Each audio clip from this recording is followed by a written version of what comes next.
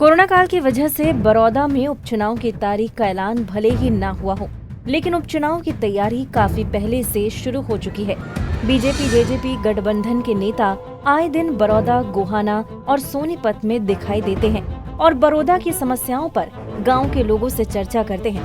इसी के चलते सोमवार को जेजेपी नेता दिग्विजय चौटाला भी बड़ौदा के कई गाँव का दौरा करते दिखाई दिए।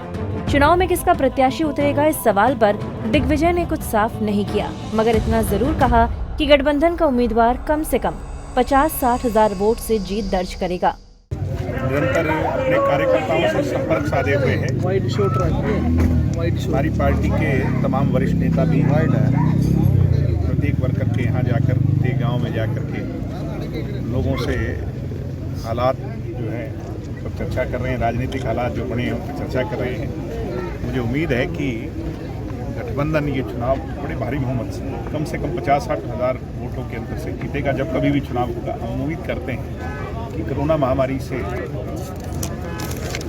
जो आज देश जूझ रहा है, दुनिया जूझ रही है, उससे निजात मिले, जल्द इलेक्शन हो, बड़ौदा को एक नया विधायक मिले, बड़ौदा की आवाज़ विधानसभा के पटल पर मजबूती से उठाने वाला व्यक्ति है। नरेंद्र मलिक को और जननायक जनता पार्टी को जो वोट मिले थे और भारतीय जनता पार्टी को जो वोट मिले लगभग 37-38 हज़ार के आसपास, अगर दोनों का गणित जोड़ें तो 1 और 1 11 बैठता है।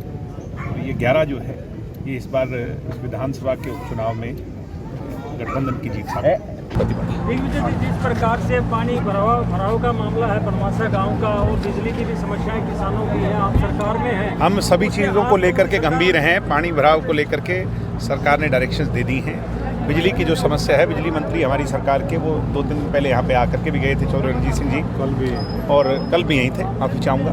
तो वो भी आकर के लोगों को आश्वासन दे करके गए हैं। मुझे उम्मीद है कि छोटी मोटी जो समस्याएं हैं इनसे निजात जहाँ मिलेगी, वहीं बड़ौदा गोहाना जो है वो जल्द जिला भी घोषित होगा। मैं ऐसी उम्मीद भी करता हूँ। इनसो अध्यक्ष दिग्विजय चौटाला ने बीजेपी और जेजेपी को 1 और 1 मिलकर 11 की ताकत बताया।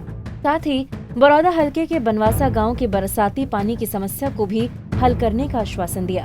उन्होंने कहा कि समस्या को हल करने के लिए अधिकारियों को आदेश दे दिए गए हैं।